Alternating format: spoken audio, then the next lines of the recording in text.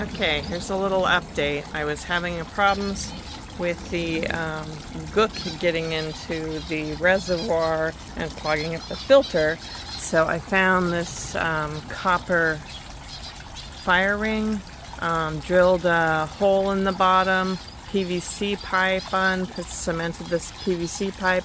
I have a little bit of screen that goes over, and then that should hopefully help it.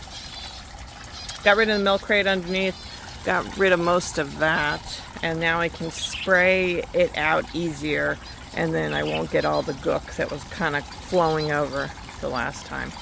Okay, so hopefully this one works. And here's the little guys.